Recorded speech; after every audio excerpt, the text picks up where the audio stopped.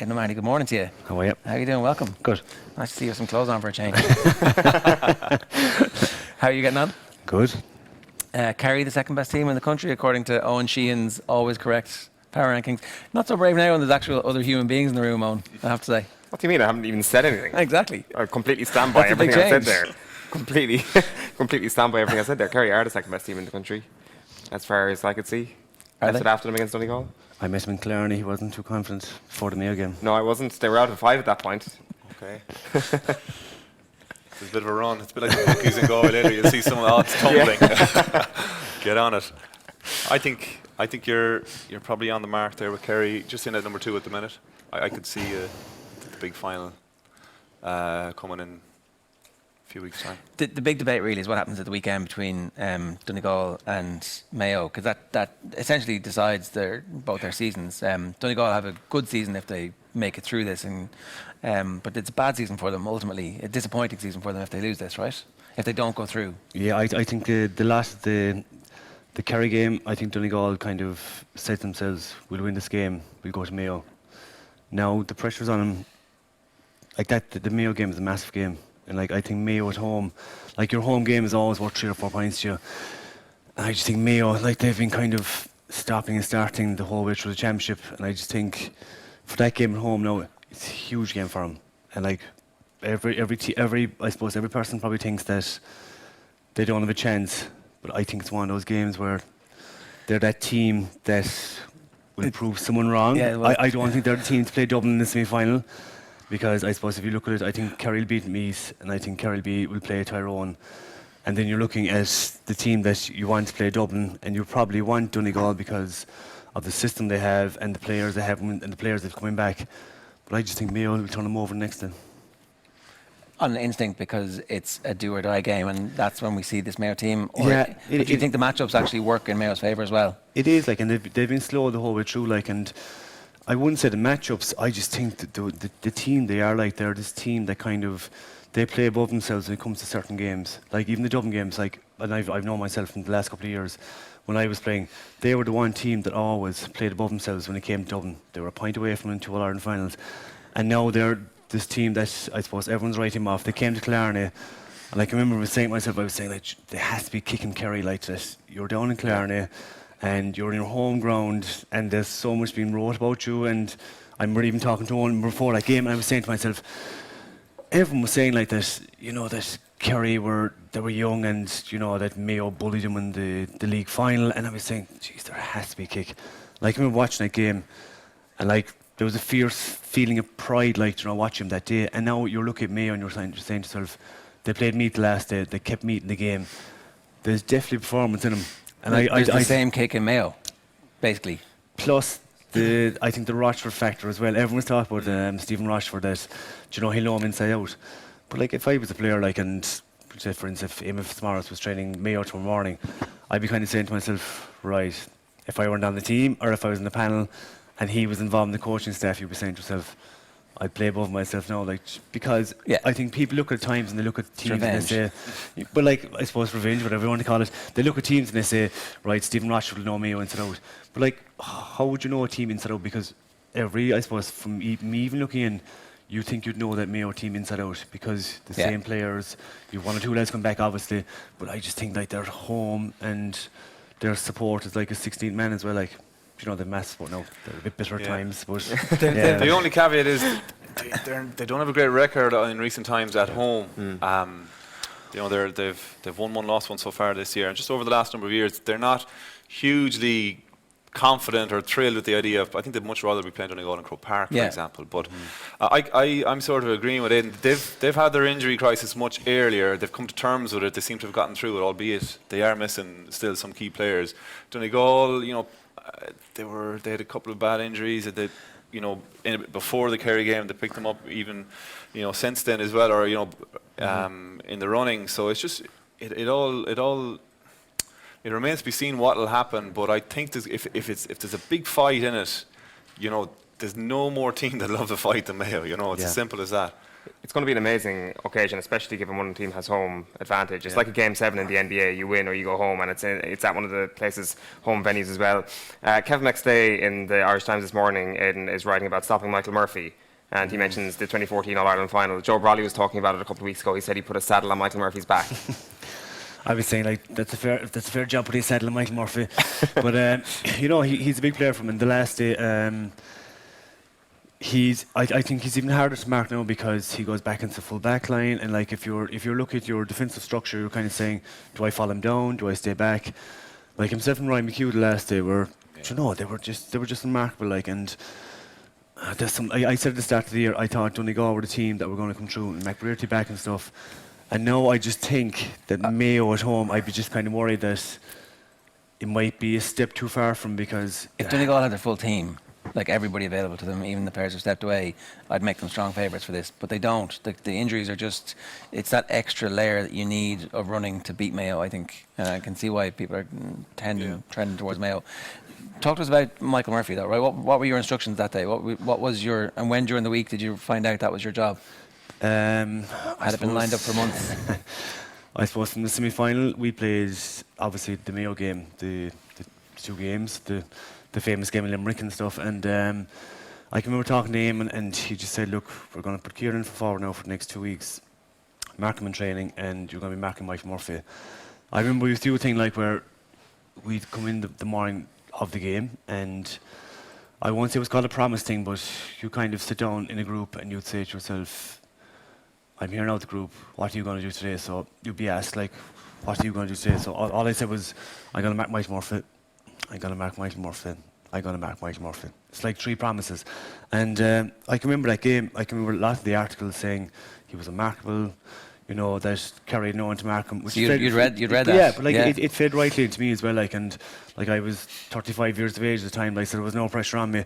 I can remember the game. There was one stage in the game, I think after about 20 minutes, he stood outside the white line on the Hogan stand.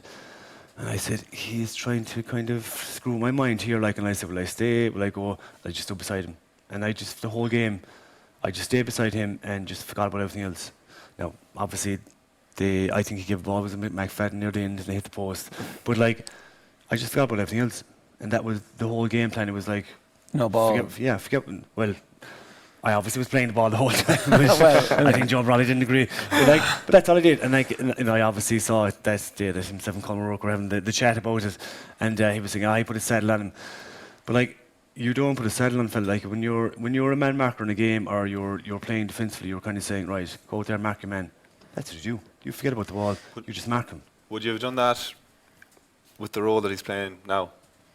I'd have done the same, Michael. But I suppose the difference between him and you would have been, if you got the ball 40 yards out, like, you'd have split the post. But you'd have a small bit of a chance. Mike, like that, he's this kind of loop player, and like he always has this thing where he'll get on ball, he'll give the ball off, he'll come in the loop again. Yeah. And I just remember the game saying, right, anytime he got the ball, he gave it off. I just stayed beside him. You know, I weren't attracted to the ball and stuff like that. Like, and it's one of those roles where you're kind of saying to yourself, am I in the game? Am I not in the game? And you just kind of have to watch him constantly. You know, he's one of those players like where he kicked a point in the second half, remember, and he was about 40 yards out, and I was kind of saying, I'm in top of his toe now, but he still kicked it. Yeah. So, what more can you do? That's like, putting under pressure. That loop, it's like a Johnny Sexton loop. You kind of know it's coming. Everybody knows it's coming, and it's always successful. McBrearty is very efficient at it too, as well. You know, they'll get him coming, and he's a great shooter from that range, from long range. And like, I don't know. I think it's going to be a fierce, close game. I on paper, you might think Donegal would just come in ahead of Mayo, but I just think anything can happen. The only saving grace is the draw gets Donegal there, doesn't it? Yeah. You know, so that's kind of a nice novelty factor as well at this stage. Is that in their heads though? Are they playing for a draw in the last 5 minutes? They're definitely not. But they just know that they have that added benefit that if it goes, it's not going to extra time. It's not going to replay. But no way, you can't play for a draw. No, but like if there's 3 minutes left and they're a point up, do they start playing possession football a little bit too early? Because it just. Chances there they'd be doing it anyway. If it was a winner takes it all. If there was nothing out of the draw for them. They were the one team I watched last year against Dublin, above in Croke Park, where they for 40 minutes they had Dublin under pressure. Next, they kind of stood off and kind of said, right, we have Tyrone out in Ballybuffet now. We've done 40 minutes here, we'll go to Ballybuffet and we'll beat Tyrone above. And they got caught. And like, I just think this year, I think they would have looked at the Kerry game and said, we beat Kerry above. I don't think they would have looked at the Mayo game. Yeah.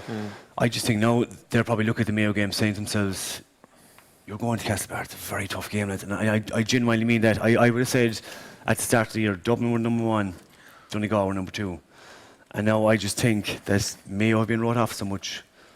They're at home. Like, there has to be a kick in the team where you're saying to yourself, like, everything is against them, but at the same time, Mayo have this thing where Donegal beat them in the 2012 All-Ireland final. I don't think they ever got over it. I can watch them the year that I think they beat Donegal by 10 or 12 points. They absolutely hockeyed them because I'd say there was such a kind of scarring there like that. They were kind of saying to themselves, this won't happen again. I can remember being above that game and I was like, Jesus Christ, Mayo are a different level here. And I just think the next day that I think they'll learn from the Meath game as well. Like Andy Moran's a guy, I don't think he's an impact sub. I think he's a player, whatever age he is. And we have a great thing about, I suppose, media and stuff where you talk about players saying, you know, he's 35 years of age and like he's a great impact sub. But he came on the last thing and changed the game. Yeah. He's a guy you need to start because he brings something different where he brings players into it. He has to be marked and he creates space. And I just think like in above Castlebar next to, if you're a Mayo player and Donegal come into town and you've Stephen Rochford involved with him, like you just have to win that game. You know, it's a no-brainer. Like you have to win that game. You got to feel like Donegal are going to maybe adopt the template that Kerry did, and just the squeeze on the kickouts. Armagh in the last game Mayo had in Castlebar was against Armagh in the qualifier, and to a certain degree, it didn't really work all the time for Armagh, but they were able to put a squeeze on at times. And I'd imagine if Donegal are to really go after it, they're just going to chase down the start of the game and absolutely squeeze kickouts. Like it's a tight pitch between the 265, so they can get they can get positional presence from their half-back line, can step up in front or whatever it is, and just put David Clark under that pressure again and see what happens. And like with Michael Murphy, David Moore in the middle of the field, they're prepared to do that. Yeah. Is there a chance to just put Aidan O'Shea on them? I wouldn't. I don't think, like, different colleagues, spade a spade. I don't think Aidan is playing at that level at the moment. Like, you'd have seen him in Killarney. He was anonymous, I suppose, for a long part of that game. Like, and I just think Michael Murphy is a guy like this. I always say, like, if you mark him, you'll get on ball. Like, if you look at Shane Wright last day, he got a lot of ball in the first half. So I'd be looking at me, I'd be saying to him, right, if you want some player that has an influence, put him on Michael Murphy. Mark him, and like you were saying, Lee Keegan would be your ideal guy because get him on ball and put him the other way. Like it probably works both ways. I don't think he'll be out to pitch as much because Castlebar plays tight. Yeah. And it's kind of one of those games where they'll put pressure on Clark to go long because obviously they've one of the best midfielding pairing in the country, like with McHugh. And I just think that I don't know, would you be kind of sacrificing fellas for Michael Murphy? It's kind of he's one of those players. He'll go deep. You just have to mark him. But at the same time, put something that goes the other way that he'll have to mark as well. Like, you mentioned Andy Moran there, and the sort of way we talk about Andy Moran's age as much as we talk about Andy Moran. Like that must be. I think it actually is something that they said openly in the past, that it's something that frustrates him. That as soon as you hit 33 or whatever age it is, straight away you must be in retirement mode. Like I'm sure that was the same for you. You mentioned being 35 years old in 2014. That it must have been mentioned about you at the time. I can remember marking him in a league game, and I think Jack Connor was over at the time. And before the game, he was playing centre forward, I was centre back, and I was told, like, sit back now and mind the house. So obviously, when you're marking Andy Moran, you can't do either. You can't sit back and mind the house and mind him. So I can remember getting at half time, and next, I think it was Joe O'Keefe came over and said to me, sit down now, we'll take you off there. I was like, Jesus Christ. And Donny Buckley was involved at the time. And I can remember turning around and saying, Donny, I was told to sit back. I said he was winning every break. Every time I pushed up on him, I said the ball was kicked inside because he's one of those players. Yeah. He's an influential player, like. And I can remember after the game, I was saying, Jesus Christ, I got very bad advice here. No, at the same time, I didn't mark him on the day, like. But he's one of those players like that. I think he needs, like, you're better off, I think, start him because even all Mayo's games that they got to the finals and stuff, and even against Kerry, he brings somebody. I think, like, when Killian O'Connor is full forward, he's markable. And I remember even the 2014 semi-final we played in Limerick, he's markable. When Andy Moran comes in, he stays in the D and he's always a threat. He's like the man here beside me. Like he knows where I need to win the ball here. And they're hard runs to win that ball because you have to take your time and you have to kind of, you're backing over, you're making lateral rolls. He does that. And I just think the last day against Meath, he came on, he was involved in so many scores, and he just brings a calmness to the team as well. Like, I just think that instead of bringing him on, like, you need to start him and get as much out of him as you can. Like. So you'd rather mark Eoin O'Connor than Andy Moran on any given day? I made a comment to one a few weeks ago, and I don't think they've forgotten about me in Mayo since. Like, but What did he say? no, they asked me about himself and Gooch being in the same par or on the same level, and look, as I said, there's a long way to go yet for him. Like, you know. Go on. Oh no, like I was asked, a question, like, geez, I'd take a couple of 100 messages, and they were all Mayo people as well. I was asked, like, was that, he beat the scoring record, and just like was he in the same level as Gooch? And I was saying, even from a club side, I can remember marking Gooch, and you were saying in club games, if you keep him to 7 or 8 points from play, You've done well. you'll be doing well, And we actually drew him the county championship now in 3 weeks' time, like, so I'd say he'll stay in retirement. But like, he's just like, Colin was a different player in that when you played with him, he always saw a play ahead of everyone else. He was at that level, and I think Killian, like, is a fantastic player, like, and I think a lot of his thing is that he's one of those players where you have him on the team and he'll always give you 7 or 8 points, but he's a bit to go. Yes, I know. I'm going to Castlebar and towards the left. I can't say too much about him, but he's a good player. Like, and he's young. Like, he's 27 years of age. He's beating the record. Like, so it's a kind of. He's a phenomenon. It's just a different phenomenon. That's they're different. Yeah, I think it's a false comparison sometimes. All right, just a reminder: Specsavers, the official sponsors of GAA Hawkeye. We'll have more power ranking goodness coming your way later on in the week. Is there any chance that Meath turn Kerry over? Are we just blah blah blah that game away? It's just done. Everybody looks over at Tommy, shaking his head. But like, is there?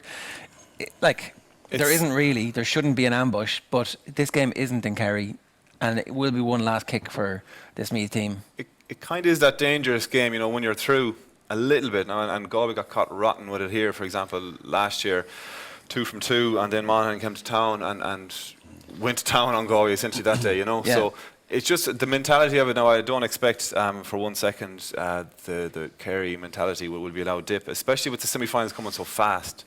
You don't want to take a kind of a bad performance or a substandard performance, that close, knowing that you're through already. So I do think it could be tight enough. It's not a venue Kerry have gone to too often in the last decade or two, I'd imagine. So you'd still see, like, Kerry, in fairness to me, like, and going back to a couple of games, Leinster final, and since then, they have a few outstanding man markers. Like, it's one-on-one back there a lot of the time. Yeah, and they're able to hold their own. And Conor McGill might actually be the best test that David Clifford has faced so far this year. Yeah, so there's a couple of good matchups like that, but I suppose it's just you're expecting Kerry to come through there with a bit to spare. Yeah. Okay. We should talk just briefly before we wrap up just about your own Galway, obviously, this year. Disappointing campaign. What happens next for Galway football? Yeah, I don't know. I suppose if you chart back Galway over the last 6 or 7 years, there's where Galway were to where Galway are now. There's big, huge strides. If you look at it over a 12 months period, then there's been a dip, and I suppose it's just trying to get to the bottom as to why. I think. And it shouldn't be the case, but I think for Galway, it boiled down to a couple of, big players been out, captain amongst others, Damien Comer, Paul Conroy, a few players like that, that just unfortunately they were key to how Galway play over the last number of years, and we're going to be this year as well. So there's a little bit of that. Where we go going forward, I don't know. I think everyone's probably going to just take stock and see, but I probably expect that next year they'd be looking to kind of build on the panel that they have. There was huge talk during springtime of so many injuries, but on the back of that, so many lads getting game time, which they did. I felt that coming into the championship, then just there was no consistency of performance. Their last game of the league was Tyrone, had a great first half, had a shocking second half. And then since then, London was staggered over the line. Sligo there was no, nothing hugely positive throughout that whole game that you could say, they're finding a bit of form here, and then they found themselves in the Connacht final and they got clipped by Roscommon, and it just never got to a performance. And Why, I don't know, but I'm sure there's huge questions for players and management just to figure out, because they'll be very disappointed about how it went. I'd say Owen was asking about the manager there. I think that is in a roundabout Yeah, question. I don't know. Look, I don't know. I know Galway. But like I suppose from That's how you do journalism, man. from outside looking in, like, you know, from even myself, like, and like we'd played against each other for years. Like Galway and Kerry, like they're footballing teams, and like everyone talks about we'll say from my side now, like if you look at Galway and the system they play and stuff, and it doesn't bring in, we'll say they're big players. Like it's kind of like I was saying there one day, like I know Kevin Walsh, lovely guy and just great time from and stuff, and I'd always say like the Pelly was in the Tally, the first year was in. And you bring in a system, like, and you play defensive. But I'm saying to myself, like, if I'm in that system and I'm a back, I'm kind of saying to myself, Jesus, there's obviously no trust in me here, you know. And like you were saying to yourself, they're dropping fellas back, but you're not getting the best out of, like, we're seeing, like, Shane Walsh, who I'd regard as one of the best footballers in the country, that there's times in games where you don't see him and you're kind of saying, geez, what's he doing, like, or what's his purpose, or what's his role in the game, and he's dropping back. Instead of, I remember the year we played Galway above in Croke Park, like he kicked, I think it was a 4 points play. He was just a threat constantly every time the ball came out. And I remember that time, and that being Curry Cross now, but that time we played Galway, I was saying they're at a level now where they're going to start pushing again, like, and they have the players and they have the forwards. And then I thought last year when they played Dublin, which might be often to say now, that they were kind of happy enough to kind of get to the semi-final, and you know that they played Dublin and that they were there, and this year they pushed on. But I don't think they pushed on this year, like, in that. Yeah. The conflict in it though is that the game you're talking about there, what did Kerry win by? I know that. You know, and then roll forward 12 months and Galway ground out a quarter-final, first victory over Kerry in championship in decades. So there's a conflict there. Like, like what do you want? If you're looking at the underage and everything coming through, like, I agree with you as well. I agree with you. I just think, like, from an outsider looking in, like, there's a way more in that team. Like that fullback Sean Andy O'Callaghan, I'd watched him in Dublin once, and I said he was one of the best fullbacks I'd seen coming through. And next you watch him, and I suppose like Donegal, maybe a few years ago, there was a wall in front of him. Yeah. You know, and like it's very hard to watch them, because I just think those players need that kind of, I suppose, support, and that you go out there 1-1. You could probably say, right, if you're playing Dublin, you can't. But they have the players like that. There's an element of Micheál Donoghue was talking about it earlier, about, you know, the withdrawing of a man for Tipperary. It gave them a little bit of space up front. There's times when you can use, if you're bringing lads back, it's with a view to counter-attacking. And that was some of Galway's best play over the last few years, was in that zone. This year, just the breakdown, it didn't function as well. You know, they weren't able to get the ball forward as much. They had no fluency. I think maybe they might have. Paddy Tally had come and gone. Maybe they tried to change things a little bit, and they were falling between two stools, and it wasn't for pretty viewing. So we're looking for huge improvements next year. So I don't know. All right. We're on tour, obviously, at the Galway races with thanks to Paddy Power. We're going to be bringing you a special AM at the races around lunchtime today from the Paddy Power shop on Prospect Hill, where we'll let you know how we're getting on with the new Ruby versus Punter series. And then later on, 3 of the 4 of us are strapping ourselves into Zorbs. Michael somehow managed to avoid being even asked to do this. Sometime around 3 o'clock, I think. Is it? Yeah. You've got to be favoured for this as an I think Ali Canning is favourite. It's his 3rd year in a row. Is it his 3rd year? Yeah. I didn't know that either. There's no the race track around here as well. The undulations of it. Yeah, I've never done anything like this before. I just want to make it alive to the end. That's when you're in the... Yeah. Okay. Yeah. Cool. Yeah. Will you have a GoPro on, no? Well, there will be cameras there, yeah. I'm reliably informed. So we'll be bringing you that sometime in the Might future. come up for sound, I think should be I good. think Ollie and yourself are favourites, and we just want to finish. Right.